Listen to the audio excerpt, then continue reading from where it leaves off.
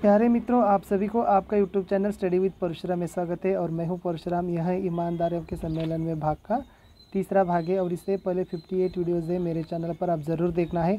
और जब आप नए हो तो कृपया मेरे चैनल को लाइक शेयर सब्सक्राइब करने के लिए न भूलिए। और जैसे कई बच्चों की सुझाव भी आए थे, सर थोड़ा सा स्पीड हो रहा है, इसलिए मैं स्पीड आज से कम करता हूँ और अच्छी तरह से समझाने के लिए प्रयास भी मैं आपको करूँगा बच्चों। और लेखक पूछते हैं कि मैंने कहा तो मिल जाएगा, यानी लेखक के जो बाजू वाले कमरे में, लेखक के बाएं और कमरे में जो 30-35 प्रतिनिधि थे, वहाँ पर एक ब्रीफकेस भी चोरी हो गई। और लेखक ने पूछते कि वो ब्रीफकेस में क्या है, और जैसे उन्होंने कहते हैं कि उसमें पैसे नहीं हैं, कागजात है। फिर लेखक कहते हैं कि तो अवश्य मिल जाएगा। ಲೇಖಕರ ಕೊಠಡಿಯ ಬಲಬದಿಯಲ್ಲಿ ಒಂದು 30-35 ಜನ ಪ್ರತಿನಿಧಿಗಳಿದ್ದರು. ಅಲ್ಲಿ ಒಂದು ಬ್ರೀಫ್ಕೇಸನ್ನು ತುಡುಗಾಗ್ತದೆ. ಅವಾಗ ಲೇಖಕರು ಏನು ಕೇಳ್ತಾರಪ್ಪ ಅಂದರೆ, ಸೊ ಅದರಲ್ಲಿ ಏನು ರೊಕ್ಕ ಇದ್ವು ಏನಂತಂದಾಗ ಅವಾಗ ಅವ್ರು ಏನು ಹೇಳ್ತಾರಪ್ಪ ಅಂದ್ರೆ ಅದರಲ್ಲಿ ಹಣ ಇರಲಿಲ್ಲ, ಆ ಬದಲಾಗಿ ಕಾಗದ ಪತ್ರಗಳಿದ್ದವು. ಆವಾಗ ಲೇಖಕರು ಏನು ಹೇಳ್ತಾರಪ್ಪ ಅಂದ್ರೆ तो मिल जाएगा, ಅದು ಸಿಗ್ತದೆ. आगे है, मैं बिना धूप का चश्मा लगाए बैठक में पहुंचा. और जैसे हरिशंकर परसाई जी ने बिना धूप का ऐनक लगाए हुए भी बैठक में जाकर पहुंच गए. ಲೇಖಕರು ತಂಪು ಕನ್ನಡಕವನ್ನು ಧರಿಸದೆ ಏನು ಮಾಡಿದ್ರಪ್ಪ ಅಂದರೆ ಸಮ್ಮೇಳನದಲ್ಲಿ ಹೋಗಿ ತಲುಪಿದ್ರು. बैठक में 15 मिनट चाय की छुट्टी हुई, यानी उस ईमानदारों के सम्मेलन में जो बैठक चल रही थी ना बच्चों, उसी बैठक में बीच में 15 मिनट की चाय की छुट्टी दी गई. ಸೊ ಆ ಒಂದು ಸಭೆಯಲ್ಲಿ ಏನು ಮಾಡ್ತಾರಪ್ಪ ಅಂದರೆ, ಸೊ ನಡುವೆ 15 ನಿಮಿಷಗಳ ಒಂದು ಚಹಾ ವಿರಾಮವನ್ನು ಕೊಡ್ತಾರೆ. लोगों ने सहानुभूति प्रकट की. सभी लोगों ने क्या किया कि वहाँ की उनकी सहानुभूति प्रकट की. ಅಲ್ಲಿರ್ತಕ್ಕಂಥ ಎಲ್ಲ ಜನರು ತಮ್ಮ ಸಹಾನುಭೂತಿಯನ್ನು ಪ್ರಕಟವನ್ನು ಮಾಡ್ತಾರೆ. एक सज्जन आए, उसी के बीच में वहाँ के सम्मेलन में एक सज्जन आया और जैसे वह कहने लगा, बड़ी चोरियाँ हो रही है, देखिए आपका धूप का चश्मा ही चल गया. और जैसे ही उसी सम्मेलन में से एक सज्जन आता है और लेखक से कहते हैं कि इस सम्मेलन में बड़ी चोरियाँ हो रही है और लेखक आप देखिए कि आपका धूप का चश्मा भी चल गया. ಅದರಲ್ಲೇ ಒಬ್ಬ ಸಜ್ಜನ್ ಅಂದರೆ ಒಬ್ಬ ಒಳ್ಳೆಯ ವ್ಯಕ್ತಿ, ಸಚ್ಚಾರಿತ್ರ ವ್ಯಕ್ತಿ ಬರ್ತಾನೆ. ಸೊ ಬಂದು ಲೇಖಕರಿಗೆ ಏನು ಹೇಳ್ತಾರಪ್ಪ ಅಂದ್ರೆ, ಇಲ್ಲಿ ಬಹಳಷ್ಟು ತುಡುಗಾಗ್ಲಿಕ್ಕತ್ತಿದ್ದಾವೆ, ಇಲ್ಲಿ ನಿಮ್ಮ ಒಂದು ತಂಪು ಕನ್ನಡಕನು ಏನಾಯ್ತಪ್ಪ ಅಂದರೆ ತುಡುಗಾಯಿತು ಅಂತ ಲೇಖಕರಿಗೆ ಆ ಸಜ್ಜನ್ ಏನು ಮಾಡ್ತಾನಪ್ಪ ಅಂದರೆ ಹೇಳ್ತಾನೆ. ಮುಂದೆ ಇದೆ, ವಹ ಧೂಪ್ ಕಾ ಚಶ್ಮಾ ಲಗಾಯತೆ. ಆ ಸಜ್ಜನ್ ಏನು ಮಾಡಿದ್ದಪ್ಪ ಅಂದ್ರೆ ಅವನು ಕೂಡ ಕೂಲಿಂಗ್ ಗ್ಲಾಸನ್ನು, ತಂಪು ಕನ್ನಡಕವನ್ನು ಹಾಕಿದ್ದ. मुझे याद था एक दिन पहले वह धूप का चश्मा नहीं लगाए थे, लेकिन हरिशंकर परसाई जी को याद था जो सज्जन पहना हुआ धूप का चश्मा पहले दिन नहीं लगाया था. ಆದರೆ ಹರಿಶಂಕರ್ ಪರ್ಸಾಯಿ ಜಿ ಅವರಿಗೆ ನೆನಪಿತ್ತೇನಪ್ಪ ಅಂದ್ರೆ, ಮೊದಲ ದಿನ ಅಂದರೆ ಇದಕ್ಕಿಂತ ಮುಂಚಿನ ದಿನ ಏನಾಗಿತ್ತು, ಆ ಸಜ್ಜನ ಆ ತಂಪು ಕನ್ನಡಕವನ್ನು ಧರಿಸಿರಲಿಲ್ಲ. मैंने देखा जो चश्मा वह लगाए थे वह मेरा ही था. ಸೊ ಲೇಖಕರು ಏನು ಮಾಡ್ತಾರಪ್ಪ ಅಂದರೆ, ಆ ವ್ಯಕ್ತಿ ಸಜ್ಜನಿಗೆ ಏನು ನೋಡ್ತಾರಲ್ಲ, ಅವು ಹಾಕೊಂಡಿರ್ತಕ್ಕಂಥ ಚಶ್ಮಾ ಏನು ಏನಕ್ಕಿತ್ತಲ್ಲ, ಅದು ಹರಿಶಂಕರ್ ಪರ್ಸಾಯಿಜಿ ಅವರದೇ ಆಗಿತ್ತು. ಸೊ ತಿಳಿತಾ ಇದೆ ಅಂತಿದ್ದೀನಿ. ಸೊ ಮುಂದೆ ಇದೆ, कहने लगे आपने चश्मा लगाया नहीं था. ಸೊ ಅವ ಏನು ಹೇಳ್ತಾನಪ್ಪ ಅಂದ್ರೆ, ನೀವು ಚಶ್ಮಾ ಹಾಕ್ಕೊಂಡಿಲ್ಲ ಅಂತ ಹೇಳ್ತಾನೆ. ಅವಾಗ मैंने कहा, रात को क्या चांदनी में धूप का चश्मा लगाया जाता है, मैंने कमरे की टेबल पर रख दिया था. ಅವಾಗ ಲೇಖಕರು ಪ್ರತಿ ಉತ್ತರವನ್ನು ಏನು ಮಾಡ್ತಾನಪ್ಪ ಅಂದ್ರೆ, ಏನು ರಾತ್ರಿ ಸಮಯದಲ್ಲಿ ಧೂಪ್ ಕಾ ಚಶ್ಮಾ ಅಂದರೆ ತಂಪು ಕನ್ನಡಕವನ್ನು ಹಾಕ್ಕೊಳ್ತಾರೇನ, ಸೊ ನಾನು ಅದನ್ನು ಎಲ್ಲಿಟ್ಟಿದ್ದೀನಪ್ಪ ಅಂದ್ರೆ ಕಮ್ರೆ ಕಿ ಟೇಬಲ್ ಪರ್, ನನ್ನ ಕೊಠಡಿಯಲ್ಲಿ ಏನು ಒಂದು ಮೇಜ್ ಇತ್ತಲ್ಲ, ಆ ಮೇಜಿನ ಮೇಲೆ ನಾನು ಏನು ಮಾಡಿದ್ದೀನಿ, ಕನ್ನಡಕವನ್ನು ಇಟ್ಟಿದ್ದೀನಿ ಅಂತ ಲೇಖಕರು ಆ ಸಜ್ಜನಿಗೆ ಹೇಳ್ತಾರೆ. ವಹ ಬೋಲೆ ಕೋಯಿ ಉಟಾ ಲೇ ಗಯಾ ಹೋಗ. ಅವಾಗ ಜೈಸೆ ಆ ಸಜ್ಜನ ಏನು ಹೇಳ್ತಾರಪ್ಪ ಅಂದ್ರೆ, ಯಾರಾದರೂ ಅದನ್ನು ಏನು ಮಾಡಿರ್ಬೋದು, ತುಡುಗು ಮಾಡ್ಕೊಂಡು ಹೋಗಿರ್ಬೋದು ಅಂತ ಹೇಳ್ತಾನೆ. मैं उन्हें देख रहा था और वह मेरा चश्मा लगाए इत्मीनान से बैठे थे. ಅಂದರೆ लेखक ने उस सज्जन को ही देख रहे थे और वह सज्जन लेखक का धूप का चश्मा लगाकर पूरी तरह से भरोसे से, इत्मीनान शब्द का अर्थ है कि विश्वास से बैठा हुआ था, यानी चश्मा उसी का है.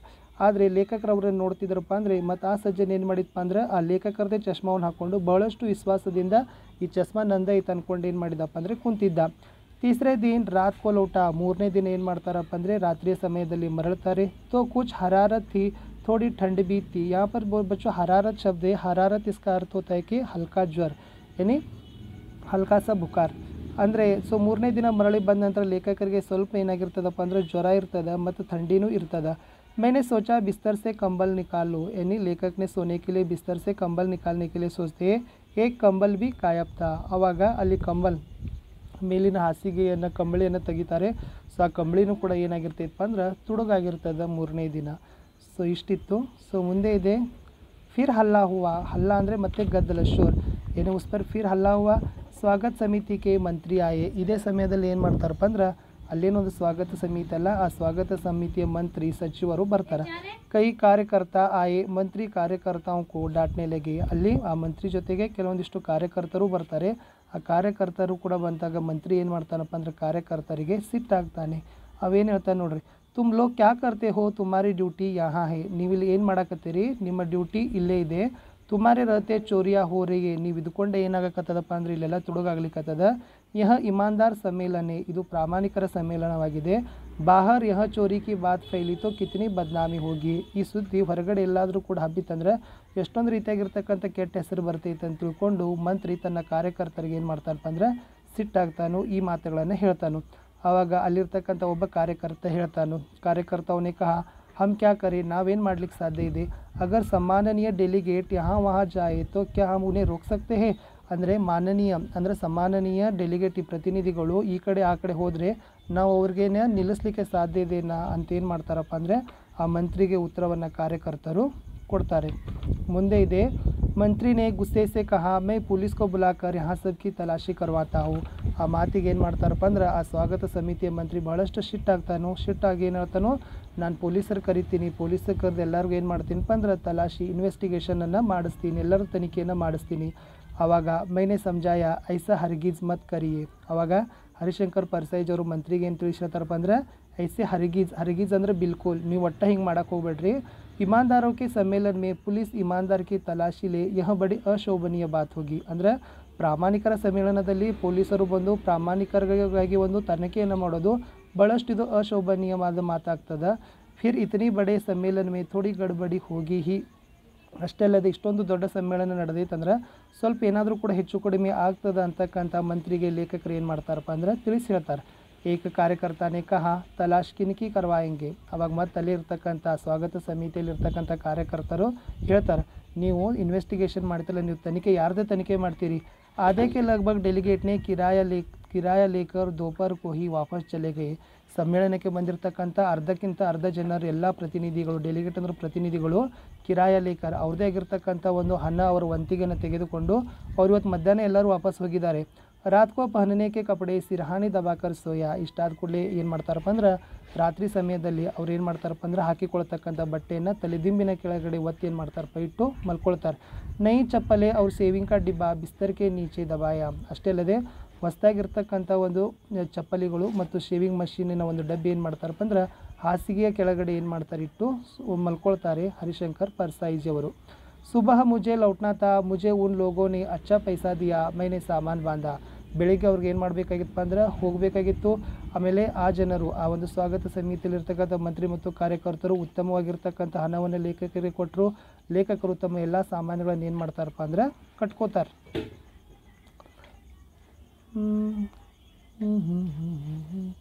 बांधा है क्या. हाँ, मंत्री ने कहा परसाई जी गाड़ी आने में देर है. ಅವಾಗಲ್ಲೇ ಇರ್ತಕ್ಕಂಥ ಮಂತ್ರಿ ಏನು ಹೇಳ್ತಾನಪ್ಪ ಅಂದ್ರೆ परसाईज ಅವರೇ ಇನ್ನೂ ಗಾಡಿ ಬರಲಿಕ್ಕೆ ಬಹಳಷ್ಟು ತಡ ಇದೆ.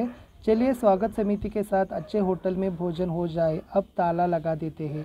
ಅವಾಗ ಏನು ಹೇಳ್ತಾರಪ್ಪ ಅಂದ್ರೆ ನಮ್ಮ ಏನೊಂದು ಸ್ವಾಗತ ಸಮಿತಿ ಇಲ್ಲ, ಈ ಸ್ವಾಗತ ಸಮಿತಿಯ ಜೊತೆ ಏನು ಮಾಡ್ರಿಪ್ಪ ಅಂತಂದ್ರೆ ನೀವು ಬರ್ರಿ, ಒಂದು ಉತ್ತಮವಾಗಿರ್ತಕ್ಕಂಥ ಹೋಟೆಲ್ನಲ್ಲಿ ಹೋಗಿ ಊಟ ಮಾಡೋಣ, ಕೀಲಿ ತಗೋರಿ ಅಂತ ಏನು ಹೇಳ್ತಾರಪ್ಪ ಅಂದ್ರೆ ಹೇಳ್ತಾರೆ. ಯಾರು ಹೇಳ್ತಾರೋ ಮಂತ್ರಿ ಹೇಳ್ತಾನೆ. ಪರ್ ತಾಲಾ ಬಿ ಗಾಯಬ್ತ. ಅದ್ರ ಬಂದು ನೋಡುವೊಳಗೆ ಏನು ಮಾಡ್ತಾರಪ್ಪ ಅಂದ್ರೆ ಆ ಕೀಲಿ ಕೈನೂ ಕೂಡ ಏನಾಗಿರ್ತದೆ ತುಡುಗಾಗಿರ್ತದೆ. ತಾಲಾ ತಕ್ ಚುರಾಲಿಯಾ ಗಜಬ್ ಹೋಗಯ.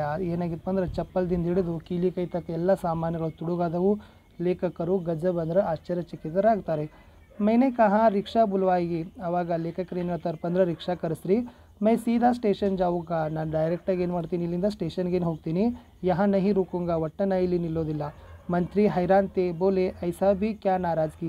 ಅವಾಗ ಮಂತ್ರಿ ಏನು ಹೇಳ್ತಾರಪ್ಪ ಅಂದ್ರೆ ಇನ್ನೇನು ಊಟ ಮಾಡೋಕ್ಕೆ ಹೋಗ್ತಕ್ಕಂಥ ಟೈಮ್ದಲ್ಲಿ ಇದೇನು ಮಾಡಕತ್ತೀರಿ ಅಂದಾಗ ಅವಾಗ ಯಾಕೆ ನೀವು ಇಷ್ಟೊಂದು ಭಾಳಷ್ಟು ರೀತಿಯಾಗಿರ್ತಕ್ಕಂಥ ಮೂಡ್ ಆಫ್ ಮಾಡ್ಕೊಂಡಿರಿ ಅಂತ ಹೇಳಾಗ ಅವಾಗ ಲೇಖಕರು ಏನು ಹೇಳ್ತಾರಪ್ಪ ಅಂದ್ರೆ ನಾರಾಜ್ಗಿ ಕತಯಿ ನಹಿ ಹೇ. ಇಲ್ಲಿ ನಾರಾಜ್ ಆಗ್ತಕ್ಕಂಥದ್ದು ಏನೂ ಇಲ್ಲ. ಬಾತ್ ಯಹ ಹೇ ಕಿ ಚೀಜೆ ತೋ ಸಬ್ ಚುರಾ ಲಿ ಗೈ. ಏನು ಮಾತೈತಪ್ಪ ಅಂದ್ರೆ ನನ್ನ ಎಲ್ಲ ವಸ್ತುಗಳು ಏನದು ತುಡುಗಾಗಿ ಹೋದವು. ತಾಲಾ ತಕ್ ಚೋರಿ ಹೋ ಚಲಾ ಗಯ. ಏನಾಯ್ತಪ್ಪ ಅಂದ್ರೆ ಕೀಲಿಗೈ ತಕ್ಕ ಎಲ್ಲ ತುಡುಗಾತು. अब मैं बचाऊँ. ಈಗ ನನ್ನ ಕಡೆ ಬರೀ ನಾ ಅಷ್ಟು ಒಬ್ಬನೇ ಉಳಿದಿದ್ದೀನಿ. ಅಗರ್ ರುಕಾ ತೋ ಮೈ ಹಿ ಚುರಾ ಲಿಯಾ ಜಾऊंगा. ನಾನು ಇನ್ನಷ್ಟು ಇಲ್ಲಿ ನಿಂತಂದ್ರೆ ಸೊ ನನ್ನನ್ನು ಕೂಡ ತುಡುಗಾಗ್ತಕ್ಕಂಥ ಪ್ರಸಂಗ ಆಗ್ತೈತೆ ಅಂತ ಲೇಖಕರು ಏನು ಮಾಡ್ತಾರಪ್ಪ ಅಂದರೆ ಸೊ ಆ ಮಂತ್ರಿಗೆ ಹೇಳ್ತಾರೆ. ಮತ್ತು ಇಮಾನ್ದಾರಕ್ಕೆ ಸಮ್ಮೇಳನಕ್ಕೆ ಬಂದಿರತಕ್ಕಂಥ ಹರಿಶಂಕರ್ ಪರ್ಸೈಜ್ ಅವರು ಹೋಗ್ತಾರೆ. ಇಷ್ಟಿತ್ತು ಮಕ್ಕಳೇ ಇಲ್ಲಿರ್ತಕ್ಕಂಥ ಒಂದು ಪಾಠದ ಒಂದು ಸಂಪೂರ್ಣವಾಗಿರ್ತಕ್ಕಂಥ ಆಶಯ. ತುಂಬ ವಿವರವಾಗಿ ಕನ್ನಡದಲ್ಲಿ ನಾನು ಹೇಳಿಕೆ ಪ್ರಯತ್ನವನ್ನು ಮಾಡಿದ್ದೀನಿ. ಇಷ್ಟ ಆದರೆ ಲೈಕ್ ಶೇರ್ ಸಬ್ಸ್ಕ್ರೈಬ್ ಮಾಡಿ, ಹೆಚ್ಚು ಹೆಚ್ಚು ಗೆಳೆಯರಿಗೆ ಶೇರ್ ಮಾಡಿ. ಮುಂದಿನ ವಿಡಿಯೋದಲ್ಲಿ ಮತ್ತೆ ಸಿಗೋಣ. ಅಲ್ಲಿಯವರೆಗೆ ಓಕೆ.